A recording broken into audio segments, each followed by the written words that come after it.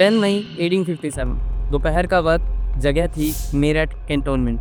ये वो जगह थी जहां ब्रिटिश आर्मी के सिपाही रहा करते थे और उस दिन कुछ ऐसा हुआ कि उसने पूरे भारत के इतिहास का रुख मोड़ दिया।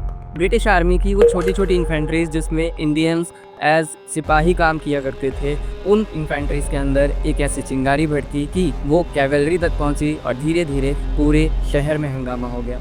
ये सिर्फ सिपाहियों की बात नहीं थी, शहर के आम लोग, किसान सब इस विद्रोह में कूद पड़े। सबसे पहले बेल ऑफ आर्म्स, जहाँ पर हथियार रखे जाते थे, गोला बारूद रखा जाता था, उसे लूटा और फिर शुरू हुई अंग्रेजों के खिलाफ वो लड़ाई जिसने अंग्रेजों को घुटने पर ला दिया। रिबेलियंस ने ब्रिटिशर्स के बंगलों जला दिए, बहुत सारे ब्रिटिश ऑफिसर्स को जान से मार दिया और कई जगह पर गुस्सा इतना ज्यादा था कि उन्होंने ब्रिटिश आर्मी की फैमिलीज तक को नहीं छोड़ा। लेकिन ये तो सिर्फ शुरुआत थी। गवर्नमेंट बिल्डिंग्स जैसे record office, jail, court, post office सब कुछ तबाह कर दिया गया। दिल्ली जाने वाली टेलीग्राफ लाइंस को काट दिया गया ताकि किसी भी तरीके का कनेक्शन पॉसिबल ही ना हो पाए ब्रिटिशर्स के लिए। और जब रात का अंधेरा छा गया, इतनी मार काट के बाद कुछ सिपाही घोड़ों पर सवार हुए और निकल पड़े डेस्टिनेशन दिल्ली। पर सवाल ये है कि दिल्ली ही क्यों? आखिर मेरठ से दिल्ली जाने का मतलब ही क्या था? पेशेंस रखो, अभी समझ में आ जाएगा।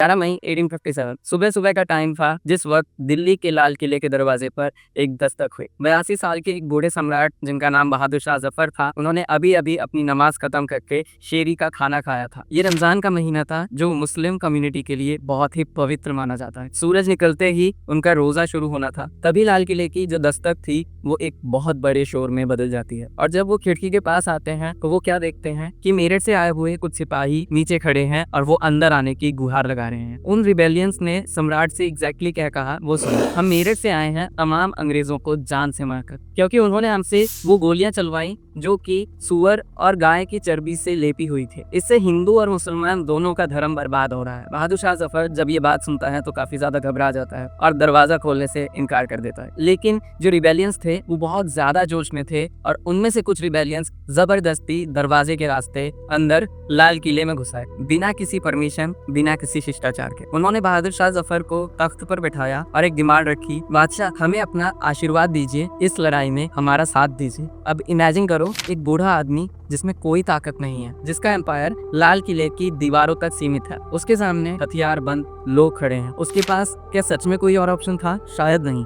इसीलिए बहादुर शाह जफर ने हाँ कर दी और इस एक डिसीजन से पूरे विद्रोह को एक लेजिटिमेसी मिल गई। उनको ये चीज की वैलिडेशन मिल गई कि जो वो कर रहे हैं वो सही है और अब तो सम्राट का भी आशीर्वाद उनके साथ है। और अब ये लड़ाई मुगल सम्राट बहादुर शाह जफर के नाम पर लड़ी जाने वाली थी। 12 और 13 मई को पूरा नॉर्थ इंडिया शांत था, पर ये तूफान से पहले की शांति थी। जैसे ही खबर फैली कि दिल्ली पर अब रिबेलियंस का कब्जा है और बहादुर शाह जफर ने विद्रोह को आशीर्वाद दे दिया है, पूरे देश में मानो एक आग सी फैल गई। अगर आप उन दिनों के इवेंट्स को एक क्रोनोलॉजिकल ऑर्डर में डालोगे तो आप लोगों को एक पैटर्न नजर आएगा। जैसे ही किसी शहर में म्यूटिनी होती थी, उसकी खबर दूसरे शहरों तक पहुंच जाती थी और उस शहर की इन्फेंट्री अपने हथियार उठा लेती थी। सबसे पहले बेल ऑफ आर्म्स को लूटा जाता था और उसके बाद गवर्नमेंट बिल्डिंग्स जैसे कि ऑफिसेज, जेल्स और ट्रेजरी पर अटैक कर दिया जाता था। सारे के सारे लोगों को छुड़वा दिया जाता था और फिर ब्रिटिश ऑफिसर्स के घरों में घुसकर उनकी हत्या कर दी जाती। हर जगह विद्रोह का तरीका ऑलमोस्ट सेम था, जैसे किसी ने कोई बहुत बड़ा प्लान बना करके इसको एग्जीक्यूट करना शुरू कर दिया हो। इसमें एक ही सिग्नल होता था, शाम को कोई तोप चलाई जाती थी या ब्यूगल बजता था और फिर मौत का नंगा तांडव शुरू होता था। और सबसे खास बात, हिंदी, उर्दू और फारसी में बड़े बड़े पोस्टर्स लगाए गए और उन पोस्टर्स के नीचे बड़े बड़े लीडर्स के नाम लिखे गए ताकि ऐसा लगे कि ये फरमान लीडर्स ने जारी किया है। और उनमें कुछ ऐसी बातें लिखी होती थी, हिंदू और मुसलमान सभी भाई एक हो जाओ, उठो और फिरंगियों को जान से मार दो। शुरुआत में तो सिर्फ सिपाही इस विद्रोह में शामिल थे, लेकिन जब आम लोग इस विद्रोह के अंदर उतरे तो उनके टारगेट्स बदल गए।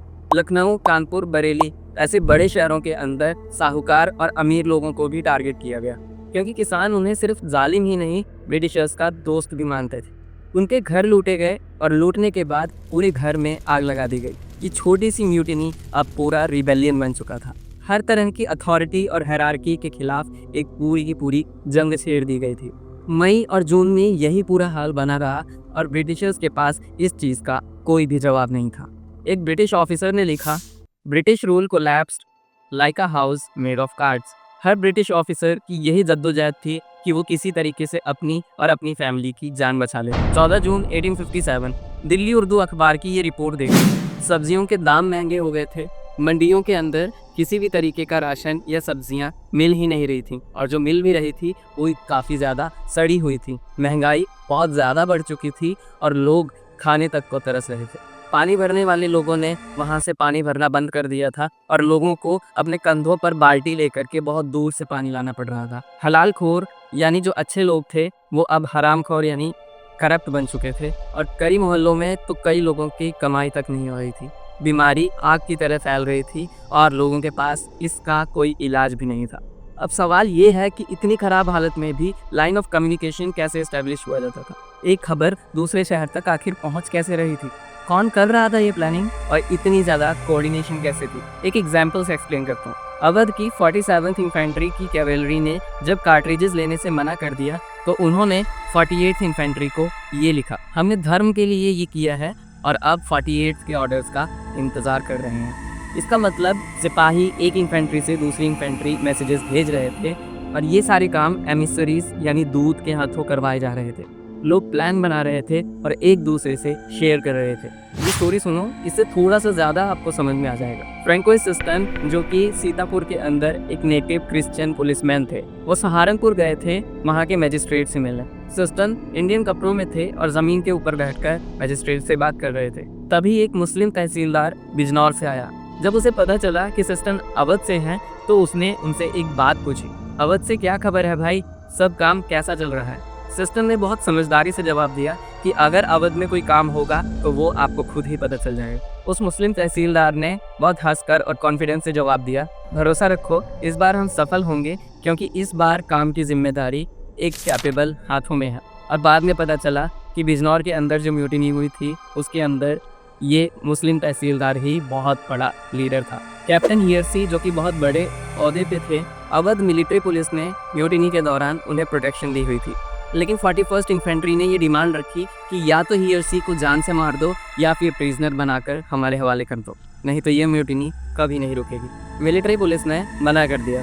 चार्ल्स बॉल जिन्होंने इंडियन हिस्ट्री को 1857 में लिखा था, उन्होंने ये बताया कि कानपुर के अंदर पुलिस लाइंस के अंदर हर रात एक पंचायत बैठती थी। ये दिखाता है कि सिपाही एक साथ रहा करते थे, एक जैसी लाइफस्टाइल जीते थे, कई तो एक ही कास्ट के होते थे। तो नेचुरल सी बात थी कि वो अपने फ्यूचर के लिए कोलेक्टिवली डिसाइड कर रहे थे। इन बड़ी बड़ी लड़ाइयाँ लड़ने के लिए सिर्फ इरादे काफ़ी नहीं होते, लीडरशिप चाहिए होती है, एक ऑर्गेनाइजेशन चाहिए होती है, लोगों में कोऑर्डिनेशन चाहिए होती है। तो अब सवाल ये आता है कि इन रिबेलियंस ने अपने लीडर्स को कैसे चुना, कौन थे इनके लीडर्स?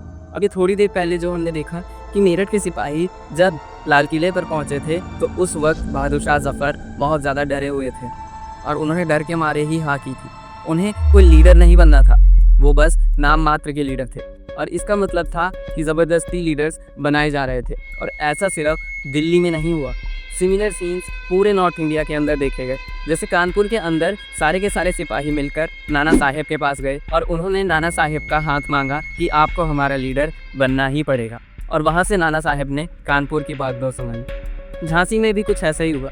जब ब्रिटिशर्स का कंट्रोल उस म्यूटिनी की वजह से हट गया तो महारानी ने पूरे किले पर अपना कब्जा कर लिया और अपने लोगों को वहाँ तैनात कर दिया। और जब ब्रिटिशर्स वहाँ पर आए तब वहाँ पर रानी लक्ष्मीबाई ने उन पर ही अटैक कर दिया, और इस तरीके से झांसी की पूरी लीडरशिप को रानी लक्ष्मीबाई ने संभाला। आरा प्रेजेंट डे बिहार, वहाँ के ज़मींदार वीर कुंवर सिंह ने भी कुछ इसी तरीके से लीडरशिप को संभाला।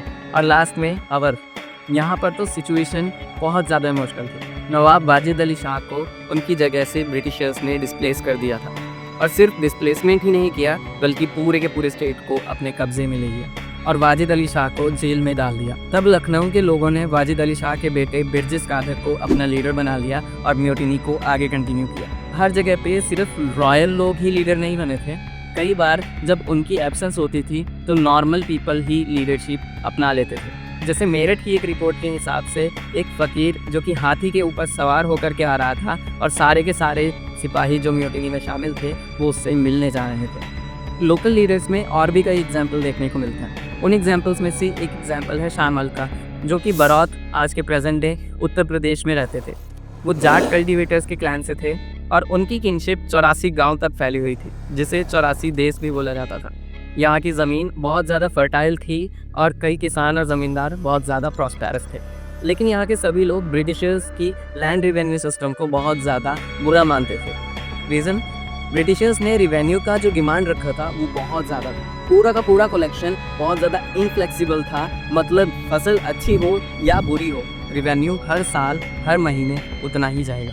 और जब फसल ख़राब होने पर किसान उन टैक्सेस को भर नहीं पाते थे तो ब्रिटिशर्स उनकी ज़मीनें छीन लेते थे। और अगर ये ज़मीन ब्रिटिशर्स से किसी तरीके से बच भी जाती थी तो मनी लैंडर्स किसानों की ज़मीनों को हड़प लिया करते थे। और इसीलिए जो शामिल थे वो रात के अंधेरों में एक गांव से दूसरे गांव जाते थे और वहाँ के जो हेडमैन होते थे उनको विद्रोह करने के लिए उकसाते थे। और जब सभी गांव तैयार हो गए तब शुरू हुआ रिबेलियन का वो तांडव जिसने पूरे बरौत की कहानी को ही बदल कर रख दिया। बरौत की ये लड़ाई सिर्फ ब्रिटिशर्स के खिलाफ नहीं थी, हर उस जाति, हर उस गलत फैसले के खिलाफ थी जो कि ब्रिटिशर्स और उनके साथी जैसे मनी लैंडर्स और बड़े बड़े किसानों ने छोटे किसानों के साथ की। इन लोगों ने सीधे ब्रिटिशर्स पर अटैक किया, उनको जान से मार दिया और किसानों ने खेतों को छोड़ दिया और मनी लैंडर्स के घर लूटे। जो लोग अपनी प्रॉपर्टी खो चुके थे उन लोगों ने वापस अपनी प्रॉपर्टीज पर कब्जा कर लिया। नदी पर जो ब्रिजेस बने हुए थे उन सब को डिस्ट्रॉय कर दिया गया। जो पक्की सड़कें थी इवन उन्हें भी खोद करके एकदम खत्म कर दिया गया। ऐसा वहाँ के लोगों ने सिर्फ 2 रीजंस की वजह से किया था। पहला कि जो ब्रिटिश फोर्सेस थी वो उस एरिया के अंदर आ ना सकें, और सेकंड रीजन कि ये जितनी भी चीजें वो लोग कर रहे थे, गवर्नमेंट बिल्डिंग्स पर हमला या फिर सड़कों को तोड़ना या फिर नदी के ऊपर जो ब्रिजेस बने हुए थे जो कि ब्रिटिशर्स ने बनवाए थे, उन सभी ये सारे के सारे सिंबल्स थे ब्रिटिश सरकार का, और इनको तबाह करना इन तरीके से ब्रिटिशर्स का जो एम्पायर था उसको खत्म करने के बराबर माना जा रहा था। शाहमल ने सिर्फ इतना ही नहीं किया, दिल्ली के अंदर जो म्यूटिनी हुई थी उसके अंदर जो सिपाहियों को सप्लाईज जा रही थी, खाने पीने का सामान, हथियार थी, वो शामिल ही कर रहे थे। उन्होंने ब्रिटिश हेडक्वार्टर्स और मेरठ के बीच में जो कम्युनिकेशन लाइन एस्टैब्लिश हुई थी उसी को डिस्ट्रॉय कर दिया और कम्युनिकेशन को बिल्कुल बंद करवा दिया। और इस चीज से लोकल्स बहुत ज्यादा खुश हुए और उन्होंने शाहमल को राजा जी कह करके बुलाना शुरू कर दिया। इसके बाद लोगों ने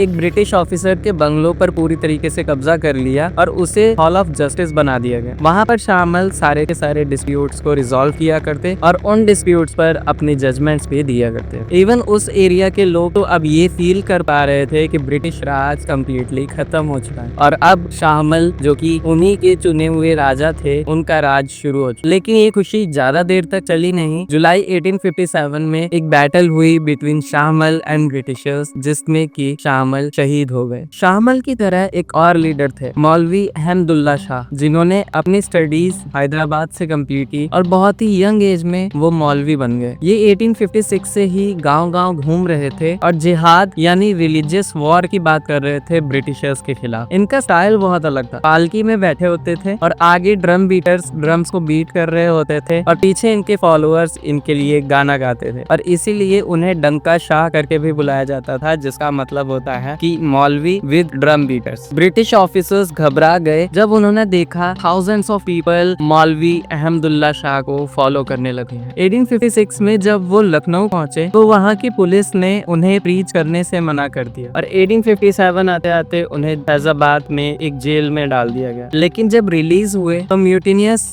22nd इन्फेंट्री जो कि लखनऊ की इन्फेंट्री थी उसने उन्हें अपना लीडर इलेक्ट कर लिया और इसके बाद वो बैटल ऑफ चिन्हात में लड़े जो कि बहुत ज्यादा पॉपुलर हुई, जहां ब्रिटिश फोर्सेस हेनरी लॉरेंस के अंदर डिफीट हो गए। और फिर क्या था, वो अपने करेज और स्वाभिमान के लिए जाने गए। कई लोग यही मानते थे कि अहमदुल्ला शाह इनविंसिबल है, उनको हराया नहीं जा सका, ब्रिटिशर्स उन्हें कभी मार ही नहीं सके। ये बिलीफ ही उनकी अथॉरिटी का बेस था। हालांकि एक्चुअल में ऐसा कुछ भी नहीं था। ये लीडर्स कितने भी पावरफुल हों पर कभी भी अपराइजिंग सिर्फ लीडर्स की बदौलत नहीं चलती, उसे फ्यूल चाहिए होता है और इन म्यूटिनीज को फ्यूल देने का काम करती हैं अफवाहें। मेरठ के सिपाहियों ने एक बात कही थी कि गाय और सुअर की चर्बी से लेपी हुई गोलियां, असल में वो बात कर रहे थे एनफील्ड राइफल के कार्ट्रिजेस की जो उन्हें बस अभी अभी दिए गए जो कि बहुत ज्यादा नई थी। इससे पहले जितनी भी राइफल्स यूज होती थी उन सब में मैनुअली बारूद को भर करके एक सरिये से उसको दबाना पड़ता था था, जिसके बाद उसके अंदर कार्ट्रिज डाल करके फिर चलाया जाता था। लेकिन एनफील्ड राइफल की जो गोलियां होती थी उसके अंदर जो बारूद है वो कार्ट्रिज के साथ ही आता था, तो उसको सीख से भरकर चलाना नहीं पड़ता था। लेकिन इस बारूद और कार्ट्रिज को जो है सेपरेट रखने के लिए इसको एक पतले से कागज से लपेटा जाता था और ये धूप और बारिश में खराब ना हो इस वजह से इसके ऊपर एनिमल फैट्स की एक लेयरिंग कर दी जाती थी। और जब इसे चलाना होता था तो उनको मुंह से ये कागज छील करके फिर राइफल के अंदर वो गोलियां डालकर शूट करना होता था। ब्रिटिश ऑफिसर्स ने उन्हें समझाने की बहुत ज्यादा कोशिश की, ऐसा कुछ भी नहीं है, लेकिन ये रूमर एक वाइल्ड फायर की तरह पूरे नॉर्थ इंडिया के सिपाही लाइन में फैल गया। हालांकि इसका ओरिजिन ट्रेस किया जा सका है। कैप्टन राइट जो राइफल इंस्ट्रक्शन के डिपोर्ट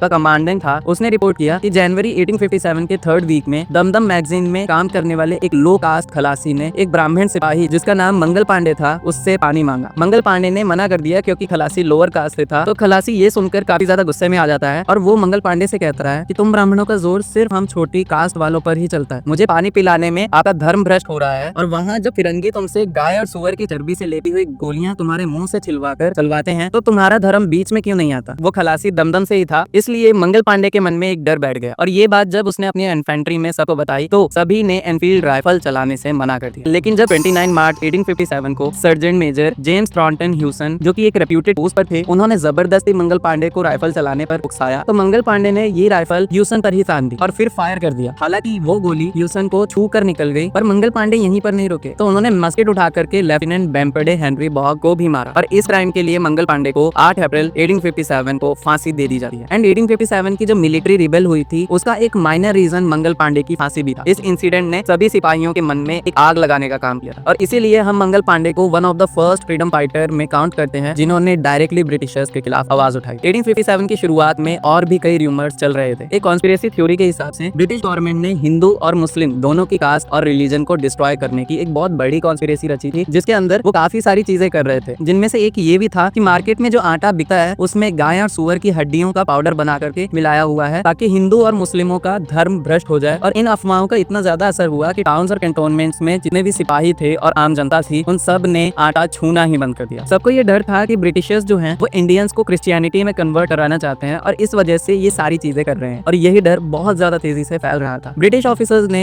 इस फियर को शांत करने की कोशिश की पर कुछ भी वर्क नहीं करता था। इन्हीं रूमर्स के साथ एक मिस्टीरियस सी चीज चल रही थी। नॉर्थ इंडिया के बहुत सारे पार्ट्स के अंदर ये रिपोर्ट आ रही थी कि रात के अंधेरे में जो चपाती है यानी रोटी एक गांव से दूसरे गांव में डिस्ट्रीब्यूट की जा रही है। कैसे? रात में एक आदमी आता है और गांव के वॉचमैन को रोटियां देता है और कहता है 5 और गांव में बना करके इसको बांटो और ऐसे पूरी चेन बना दो। इन रोटियों को डिस्ट्रीब्यूट करने का मीनिंग तब भी क्लियर नहीं था और आज भी क्लियर नहीं। कई लोगों का ये मानना है कि जब रिबेलियंस को एक गांव से दूसरे गांव भेजना होता था तब इस तरकीब का इस्तेमाल किया जाता था। अगर वॉचमैन ये रोटी एक्सेप्ट कर लेता था तो इसका मतलब वो गांव रिबेल के सपोर्ट में। लेकिन सवाल ये है कि लोग इन रूमर्स और इन सब चीजों पर बिलीव ही क्यों कर रहे थे। ये अंडरस्टैंड करने के लिए हमें ये नहीं देखना चाहिए कि रूमर्स फैक्चुअली करेक्ट है या नहीं, हमें ये देखना चाहिए कि वो रिफ्लेक्ट क्या कर रहे थे। एक्चुअली में ये जितने भी रूमर्स हैं ये लोगों के फेथ और कन्विक्शन को हिट कर रहे थे। सभी के मन में जो आस्था है अपने धर्म को लेकर के उसको ठेस पहुंच रही थी और ये जितने भी रूमर्स थे ये इसी आस्था को बार बार टारगेट कर रहे थे। अब सवाल ये बन जाता है कि 1857 में लोगों को ऐसा कौन सा फियर या सस्पिशन था, इस कंफ्यूजन की जड़ें कहां से आई थी। एक्चुअली में इन रूमर्स की शुरुआत 1820 से हुई थी जब गवर्नर जनरल लॉर्ड विलियम बेंटे की लीडरशिप में ब्रिटिशर्स ने इंडियंस के लिए पॉलिसीज बनानी शुरू की। पॉलिसीज जो कि रिफॉर्म कर रही थी इंडियन सोसाइटी को, जैसे वेस्टर्न एजुकेशन को इंट्रोड्यूस किया गया, वेस्टर्न आइडियाज को प्रमोट किया गया और इंडिया के अंदर वेस्टर्न इंस्टीट्यूशंस को बनाया गया। इंडियन सोसाइटी के कुछ सेक्शंस की कॉर्पोरेशन की मदद से इंग्लिश मीडियम स्कूल खोले गए, कॉलेजेस और यूनिवर्सिटीज बनी और वेस्टर्न साइंस और लिबरल आर्ट्स पढ़ाए जाने लगे। गुरुकुल सिस्टम जो कि एंशिएंट सिस्टम था इंडिया का उसको कंप्लीटली स्क्रैप कर दिया गया। ब्रिटिशर्स ने सोशल रिफॉर्म्स लाने के लिए काफी सारे लॉज बनाए थे, जैसे 1829 में सती प्रथा को अबॉलिश कर दिया गया। ऐसी प्रथा को हटाना ब्रिटिशर्स के लिए एक सही चीज थी, लेकिन इसने इंडियन जो फेथ सिस्टम था उसको हिला करके रख दिया। दूसरा लॉ ये लाया गया कि हिंदू विडोज की रीमैरिज की परमिशन दे दी गई, गर्ल्स की एजुकेशन को भी प्रमोट किया गया। ऐसी बहुत सारे लॉज बने जिनकी वजह से जो इंडियन सोसाइटी थी उनके फेथ को ठेस पहुंचाई जा रही थी। और ब्रिटिशर्स यहीं पर नहीं रुके हैं, वो एनेक्सेशन के काफी सारे जरिए बनाते हैं। 1848 के अंदर लॉर्ड डलहौजी एक नई पॉलिसी लेकर के आते हैं, डॉक्ट्राइन ऑफ लैप्स, जिसके अंदर अडॉप्शन को रिकॉग्नाइज नहीं किया जाता था। बेसिकली किसी भी राजा की डेथ हो जाती है और उसका कोई सन नहीं है या फिर उसकी किंगडम को लीड करने के लिए कोई भी उत्तराधिकारी नहीं है तो उसको ब्रिटिशर्स अपने कब्जे में ले लेंगे। और इस चीज से बचने के लिए अगर किंग किसी बच्चे को अडॉप्ट करता है तो वो बच्चा उस किंगडम का सही में उत्तराधिकारी नहीं माना जाएगा। ब्रिटिशर्स ने सिर्फ अवध को अपने अंदर में नहीं किया बल्कि और भी बहुत सारी छोटी छोटी प्रिंसिपैलिटीज थी जो कि एनेक्स हुई, जैसे झांसी और सतारा। इन टेरिटरीज को अपने कब्जे में जब ब्रिटिशर्स ले लेते थे तो वो वहां पर अपना एडमिनिस्ट्रेशन लागू कर देते थे, अपने लॉज ले आते थे और अपने लैंड सेटलमेंट्स और लैंड रेवेन्यू कलेक्शन के मेथड्स लाते थे। लोगों को ऐसा लगने लगा था कि उनके राजा को खत्म किया जा रहा है। लैंड होल्डिंग के पैटर्न्स बदल रहे थे और रिवेन्यू में जो पेमेंट्स का तरीका था वो भी धीरे धीरे बदला जा रहा था। और हर एक चीज जिसे इंडियन जनता बहुत ज्यादा सीक्रेट मानती थी या बहुत ज्यादा चेरिश करती थी उसे डिस्ट्रॉय किया जा रहा था। और इन सभी चीजों के बीच में क्रिश्चियन मिशनरीज बहुत ज्यादा एक्टिविटीज किया करती थी, जिसकी वजह से लोगों को ये लगने लगा कि हमारा धर्म भ्रष्ट करने के बाद ये जबरदस्ती हम पे क्रिश्चियनिटी को थोप देंगे और हमें जबरदस्ती क्रिश्चियन बना दिया जाएगा। इन सभी रूमर्स का सबसे ज्यादा इफेक्ट अगर कहीं देखने को मिलता है तो वो अवध होता है। 1851 में गवर्नर जनरल लॉर्ड डलहौजी ने अवध किंगडम के बारे में ये कहा, a cherry that will drop into our mouth one day, जिसका मतलब था कि हमें कुछ करने की जरूरत नहीं है, ये जो किंगडम है ये खुद ब खुद हमारे पास चल कर आ जाएगा। और एग्जैक्टली 5 साल बाद यही हुआ। 1856 में ऑफिशियली ब्रिटिश एम्पायर ने अवध को एनेक्स करके अपने कब्जे में ले लिया। असल में लॉर्ड डलहौजी इसलिए इतने ज्यादा कॉन्फिडेंट थे क्योंकि वो जानते थे कि एक ना एक दिन अवध सब्सिडरी अलायंस के तहत ब्रिटिशर्स के पास आ ही जाएगा। सब्सिडरी अलायंस एक तरीका था जिसके थ्रू जो भी इंडियन किंग्स होते थे वो ब्रिटिशर्स के साथ हाथ मिला सकते थे और उनकी प्रोटेक्शन में आ सकते थे। और सबसे पहले सब्सिडरी अलायंस को लॉर्ड वेलेस्ली ने 1798 में एडवाइस किया था और बाद में 1801 में जाकर के सब्सिडरी अलायंस को इम्पोज कर दिया गया। और इस अलायंस के अंदर काफी सारी बातें लिखी हुई थी, जैसे ब्रिटिश आर्मी की ये रिस्पॉन्सिबिलिटी है कि वो जो भी उनका अलाय होगा उसे किसी भी थ्रेट से प्रोटेक्ट करके रखेंगे। अलाय यानी वो पर्टिकुलर किंगडम जो ब्रिटिशर्स से हाथ मिलाना चाहती है। इसके लिए ब्रिटिश आर्मी अपनी छोटी सी जो इन्फेंट्री है वो किंगडम के अंदर तैनात करके रखेगी और उस इन्फेंट्री उस पर्टिकुलर आर्मी का जो भी खर्चा आएगा वो उस अलाय को देना पड़ेगा। और ब्रिटिशर्स ने अपने क्लॉज के अंदर ये भी लिखा था कि अगर रूलर को किसी भी दूसरी किंगडम के साथ किसी भी तरीके का एग्रीमेंट करना है तो ब्रिटिश गवर्नमेंट उन्हें एडवाइस कर सकती है। ये सुनने में तो काफी अच्छा और काफी ज्यादा प्लीजिंग साउंड करता है, पर असल में ये ऐसा बिल्कुल भी नहीं था। इमेजिन करो एक राजा जिसके पास अपनी खुद की आर्मी ही नहीं है, वो हर काम के लिए कंप्लीटली ब्रिटिश आर्म फोर्सेस के ऊपर डिपेंडेंट है और उस पर्टिकुलर आर्म फोर्सेस का खर्चा भी वही उठा रहा है। और मान के चलो कि ब्रिटिशर्स की कोई बात उस राजा को पसंद नहीं आई तो वो उसको डिसएग्री नहीं कर सकता क्योंकि उसके पास अपनी खुद की कोई आर्मी नहीं है। वो जो आर्मी है वो ब्रिटिशर्स की है और वो फर्स्ट बात ब्रिटिशर्स की मानेगी, ना कि उस किंगडम की या उस किंग की। तो असल में ये एक तरीके का रीजन बन गया जिसके अंदर बहुत सारे रूलर्स आ तो गए, लेकिन उन्हें आने के बाद इसके बहुत सारे ड्रॉबैक समझ में आए। और जब अवध के नवाब ने ये सब्सिडरी अलायंस साइन किया तो उसकी अपनी खुद की फोर्सेस को डिसबैंड कर दिया गया और ब्रिटिश ट्रूप्स ने किंगडम के अंदर अपनी पोजीशन ले ली। और ब्रिटिश रेजिडेंट्स जो कि कोर्ट के साथ ही अटैच था, ब्रिटिशर्स की एडवाइस पर ही सारे के सारे काम जो है नवाब को करने पड़ रहे थे। लेकिन ब्रिटिशर्स के मन में अब लालच आ गया था, वो बहुत स्लो प्रोसेस के थ्रू अवध को या बाकी सारी टेरिटरीज को अपने कब्जे में नहीं लेना चाहते थे, बल्कि वो ये चाहते थे कि किसी तरीके से कुछ ऐसा कर ले कि जल्दी से ये जो टेरिटरीज हैं ये हमारे कब्जे में आ जाए, क्योंकि यहाँ की जो जमीनें थी वो इंडिगो और कॉटन प्रोड्यूस करने के लिए बहुत अच्छी थी। तो अगर ब्रिटिशर्स डायरेक्टली इन पर अपना कब्जा कर लेते तो ये इंडिगो और कॉटन को कम्प्लीटली यहाँ के किसानों से उगवा सकते थे और उसे वर्ल्ड मार्केट में ले जाकर के बेच सकते थे। और इन्हीं सारी अलग अलग पॉलिसीज के चलते बहुत सारी बड़ी बड़ी टेरिटरीज को ब्रिटिशर्स ने बहुत आसानी से कैप्चर कर लिया, जैसे मराठा लैंड, दोआब, कार्नाटिक, पंजाब, बंगाल। और जब ब्रिटिशर्स कम्प्लीटली इन किंगडम्स के ऊपर अपना कब्जा कर लेते थे तो जो किंग्स होते थे या तो उन्हें अपनी टेरिटरी छोड़ करके किसी और टेरिटरी में चले जाना होता था, या फिर जो राजा होते थे उनको एग्जाइल कर दिया जाता था, उनको जेल के अंदर डाल दिया जाता था, या फिर कई बार मार भी दिया जाता था। और जो आम जनता, जो नेटिव लोग थे, भले ही वो अमीर हो या गरीब, सब बहुत ज्यादा रोते थे क्योंकि उनके जो राजा थे जिन पर वो कम्प्लीटली निर्भर थे अपने सभी चीजों के लिए, वो उनसे दूर चला गया। और ऐसा ही एक नवाब था जो अपनी रियासत से जाते जाते वहाँ की सारी खुशियां ले गया। पर कौन था ये राजा? नवाब वाजिद अली शाह। इनका जन्म 30 जुलाई 1822 को हुआ, जो अवध के 11th और आखिरी राजा। डलहौजी ने जब अवध पर कब्जा किया तो बहुत सारे लोग नाराज हो गए और सबसे ज्यादा दुख अगर किसी को पहुंचा तो वो अवध के लोगों को था। वहाँ के नवाब वाजिद अली शाह को जबरदस्ती ताज से उतारकर कलकत्ता भेज दिया गया और रीजन ये दिया गया कि नवाब वाजिद अली शाह राज्य को ठीक तरीके से चला नहीं पा रहे हैं। लेकिन असल में वाजिद अली शाह सबके दिलों पर राज करते थे। सभी लोग, सभी कोर्ट के मेंबर्स और जनता उनसे काफी ज्यादा प्यार करती थी। जब नवाब लखनऊ छोड़ करके जा रहे थे तो कई लोग दर्द भरे गीत गाते हुए उनके साथ कानपुर तक चले गए थे। एक लोकगीत में ये लाइन लिखी गई है, अंग्रेज बहादुर आयन मुल्क लय लीन हो, जिसका मतलब होता है कि अंग्रेज आए और उनका पूरा मुल्क ले गए। और कई सारे सॉन्ग्स भी फेमस हुए, स्क्रीन पर वो सभी दिख रहे हैं, अब देख लीजिए। नवाब के जाने से उनका महल खत्म हो गया और उनकी संस्कृति कमजोर पड़ गई। ब्रिटिशर्स ने जब अवध पर एनेक्स किया और उसको अपने कब्जे में लिया तो उन्होंने सिर्फ नवाब ही नहीं, तालुकदारों के भी सभी अधिकारों को छीन लिया। अवध के गाँव-गाँव में तालुकदारों के छोटे छोटे महल और किले हुआ करते थे। उन तालुकदारों से उनकी जमीनें छीन ली गई और हर तालुकदार के पास जो अपनी खुद की फौज हुआ करती थी, जिसमें 12,000 से ज्यादा फुट सोल्जर्स और छोटे छोटे तालुकदारों के पास 200 से ज्यादा सोल्जर्स हुआ करते थे, उन सभी सोल्जर से अचानक हथियार छीन लिए गए और उन्हें उनकी जॉब से निकाल दिया गया। और फिर शुरू किया गया समरी सेटलमेंट 1856। समरी सेटलमेंट असल में एक जरिया था जिसके थ्रू बीच में जो मिडिलमैन यानी तालुकदार होते थे उनको हटा करके ब्रिटिशर्स डायरेक्टली जो छोटे छोटे किसान होते थे उनसे लैंड रेवेन्यू कलेक्ट कर लिया जाता था। और इसे स्पेसिफिकली अवध के अंदर ही लॉन्च किया गया था और बाद में धीरे धीरे अदर किंगडम्स के अंदर इसको स्प्रेड किया गया। और इस समरी सेटलमेंट के आने की वजह से अवध के जो 67% गाँव तालुकदारों के कब्जे कब्जे में थे, अब वो गिर करके सिर्फ 38% ही रह गए। ब्रिटिशर्स सोच रहे थे कि तालुकदारों को हटा करके सीधे किसानों से टैक्स वसूलना बेहतर होगा, पर हुआ बिल्कुल इसका उल्टा। राज्य का जो टैक्स परसेंट था वो तो बढ़ गया, जो कि पहले 30% था, अब 70% डायरेक्ट लिया जाने लगा। लेकिन इससे किसानों का जो बोझ था वो भी दुगना हो गया। जहाँ तालुकदार जो होते थे वो मुश्किल समय में काफी ज्यादा हेल्प कर दिया करते थे किसानों की, अब वो नहीं कर पा रहे थे क्योंकि ब्रिटिशर्स उनसे उनका सारा कंट्रोल ले चुके थे। जो ब्रिटिश ऑफिसर्स होते थे उनको कोई लेना देना नहीं होता था किसानों से, वो बहुत ज्यादा ब्रूटल, बहुत ज्यादा कठोर और निर्दयी हुआ करते थे इंडियन किसानों को लेकर, और इसी वजह से अवध की पूरी जो सामाजिक व्यवस्था थी वो टूट गई। किसान और तालुकदार दोनों बहुत ज्यादा गुस्से में थे और ये गुस्सा 1857 के विद्रोह में उभर कर सामने आया। बेगम हजरत महल जो कि नवाब वाजिद अली शाह की वाइफ थी, उन्होंने लखनऊ में अपना नैरेटिव संभाला और कई तालुकदारों ने बेगम हजरत महल के साथ मिलकर फिरंगियों के खिलाफ तलवार उठा ली और फिर से सिपाहियों ने इस आग को हवा दी। असल में जो पूरे इंडिया के अंदर इंडियन सिपाहियों को भर्ती किया जाता था, उनकी रिक्रूटमेंट अवध से ही की जाती थी और इसीलिए अवध को नर्सरी ऑफ बंगाल भी कहा जाता था, क्योंकि यहीं से सारी की सारी रिक्रूटमेंट प्रोसेस होती थी और ज्यादातर जो सिपाही भर्ती हुआ करते थे वो अवध के ही थे। तो जब अवध के नवाब को हटाया गया तो सिपाहियों के दिल को भी ठेस पहुंची थी और कई सिपाहियों के जो बाकी घर वाले थे उनका रोजगार छीन लिया गया ब्रिटिशर्स की इन्हीं पॉलिसीज की वजह से। और सिपाहियों ने जब विद्रोह किया तो आम गांव की जनता जो थी उसने भी उनको सपोर्ट किया। गांव वाले समझ गए कि ये लड़ाई सिर्फ सिपाहियों की नहीं है, बल्कि ये लड़ाई उन सब की लड़ाई है, क्योंकि ब्रिटिशर्स ने उन लोगों के साथ भी बहुत ज्यादा बुरा किया था। और इस तरीके से अवध की पूरी जनता जो है वो ब्रिटिशर्स के फिरंगी राज के खिलाफ खड़ी हो गई। 1857 की अपराइजिंग में एक ऐसी बात थी जो सबसे अलग थी और वो थी यूनिटी। अपराइजिंग के दौरान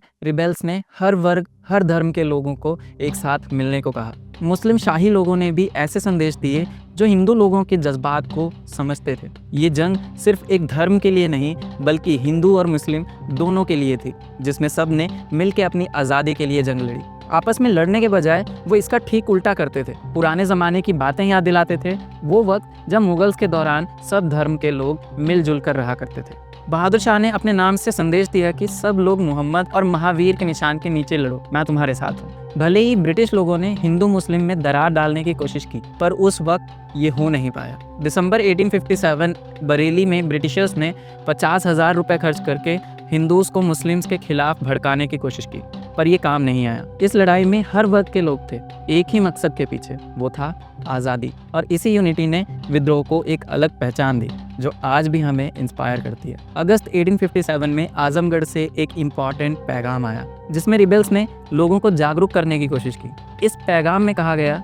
कि हिंदुस्तान के सब लोग, चाहे हिंदू हों या मुस्लिम, अमीर हों या गरीब, सब अंग्रेज़ों के जुल्म के खिलाफ मिलकर लड़ो। पैगाम ने तालुकदार, व्यापारी, अधिकारी और बाकी सभी धर्मों के लोगों को ध्यान में रखा, उनके दुख दर्द को समझा और उनको वादा किया कि अगर नए सरकार यानी बादशाही सरकार आई तो हर किसी को हक मिलेगा।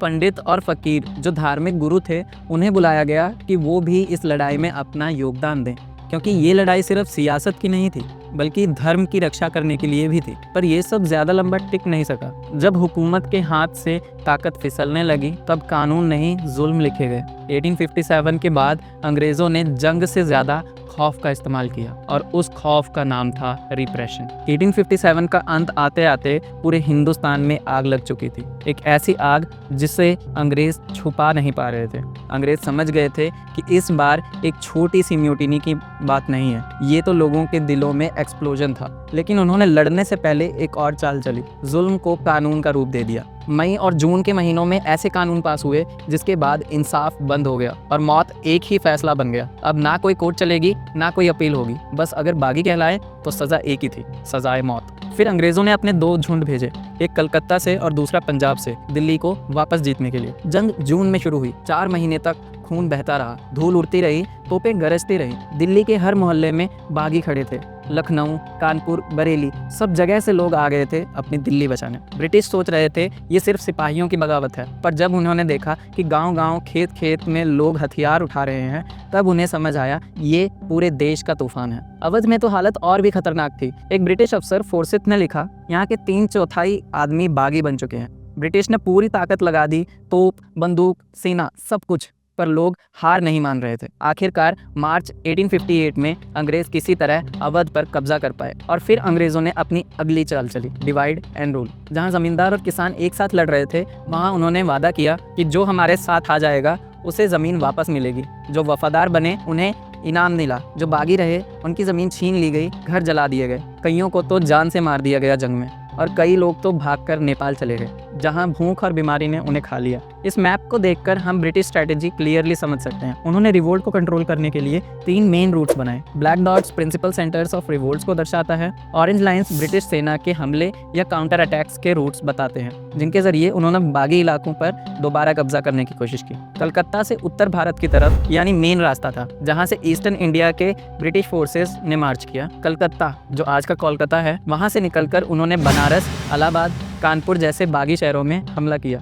ताकि नॉर्थ इंडिया में बढ़ी हुई बगावत को दबा सके। पंजाब से दिल्ली तक नॉर्थ वेस्ट इंडिया से आई ब्रिटिश सेना ने दिल्ली को अपना सबसे बड़ा निशाना बनाया, क्योंकि दिल्ली ही बगावत का सिंबॉलिक हार्ट थी। पंजाब के शांत इलाकों से गुजरते हुए उन्होंने दिल्ली पर छोटा नहीं, एक 2 तरफा मिलिट्री अटैक किया, और सेंट्रल इंडिया से पूर्व तक यानी झांसी, ग्वालियर, इलाहाबाद वाला जो इलाका था, कई जगह बगावत भड़की थी। यहाँ से पूरा जो मध्य भारत का एक इलाका था, इलाहाबाद, बनारस, उन सब को कवर किया ताकि अपनी कैंपेन चला सके। आखिर में जंग तो खत्म हो गई, पर एक सवाल छोड़ गई, क्या तलवारों से दिलों को हराया जा सकता है? इनकी कहानियां वो तस्वीरें बयां करती हैं जो कि उस वक्त बनाई गई थी। ब्रिटिश न्यूज़पेपर्स और मैगजीन्स जो उस टाइम पर छप रहे थे, उनमें रिबेल्स को खूनी, कठोर, खतरनाक दिखाया गया, जिससे ब्रिटिशर्स के मन में लोगों से बदला लेने की भावना बहुत ज्यादा भड़की। पेंटिंग्स, स्केचेस, पोस्टर और कार्टून्स, सब कुछ इस समय पर रिबेल्स के खिलाफ लिखा गया। होता कुछ यूं है, एक मशहूर पेंटिंग थी रिलीफ ऑफ लखनऊ, जो थॉमस जोन्स बार्कर ने 1859 में जाकर के बनाई थी। लखनऊ में जब बागियों ने रेजिडेंसी को घेर लिया था, तब कमिश्नर हेनरी लॉरेंस ने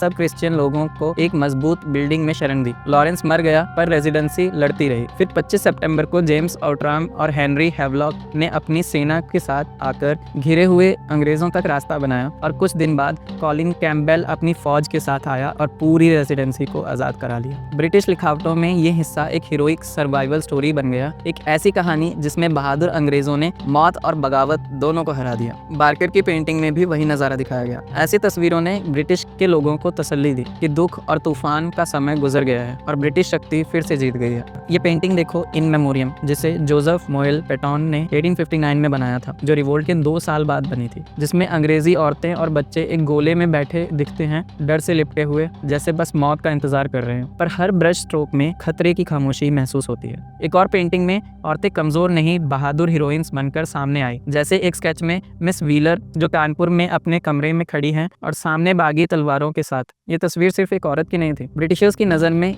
ये क्रिश्चियनिटी की इज्जत बचाने वाली देवी थी। ऐसी तस्वीरों ने एक ही बात सबके दिमाग में डाल दी कि बागी कातिल थे और ब्रिटिश सिविलाइज्ड प्रोटेक्टर्स। इन्हीं पेंटिंग में सबसे मशहूर पेंटिंग जस्टिस पेंटिंग, जो कि पंच मैगजीन 12 सितंबर 1857 बनाई गई थी, उसमें एक लेडी जस्टिस दिखाई गई, हाथ में तलवार और दूसरे में ढाल, चेहरे पर गुस्सा और आंखों में बदला। वो अपने पैरों तले सिपाहियों को कुचल रही है। इस छोटी सी इमेज ने पूरे इंग्लैंड में रिवेंज और रिट्रीब्यूशन का तूफान खड़ा कर दिया था। इस फेमस इमेज को देखो, जिसका नाम the British lion's vengeance on the Bengal tiger Punch magazine में 1857 में रिलीज की गई थी। उसमें ब्रिटिश शेर वो अपनी ताकत से बागी बंगाल टाइगर्स, जो कि इंडियंस का रिप्रेजेंटेशन है, को कुचल रहा है, उस पर अटैक कर रहा है। और इस पेंटिंग को देखिए, 12 बागी सिपाही एक साथ फांसी लटके हुए हैं और चारों तरफ से तोपें लगी हैं। ये कोई आम सजा नहीं थी, इसे परफॉर्मेंस ऑफ टेरर कहा जाता है। इन पब्लिक एग्जीक्यूशन से ब्रिटिश ने एक ही पैगाम दिया कि उनके खिलाफ आवाज उठाना मतलब मौत के सामने खड़ा होना है। ये सिर्फ बदला नहीं था, ये डर का प्रदर्शन था। 1857 के बाद जब हर तरफ बदले और खौफ की हवा चल रही थी, तब एक आदमी था जो सबसे अलग सोच रहा था, गवर्नर जनरल कैनिंग। उसका मानना था कि अगर थोड़ी सी दया दिखाई जाए तो शायद सिपाही दोबारा से वफादार बन सकते हैं। पर ब्रिटेन में किसी को ये बात पसंद नहीं आई। अखबारों ने उसका मजाक उड़ाया, क्लेमेंसी ऑफ कैनिंग कहकर पुकारने लगे। ये तस्वीर एक मजाक थी, एक ताना उन लोगों के लिए जो समझते थे कि दया से भी ईमानदारी वापस लाई जा सकती थी। हालांकि सिर्फ ब्रिटिशर्स ने ही इस तरीके की इमेजेस नहीं बनाई, बल्कि इंडियंस ने भी काफ़ी ज़्यादा इमेजेस को बनाया। इस पोस्टर को देखिए, जिसमें झांसी की रानी लड़ती हुई दिखाई गई हैं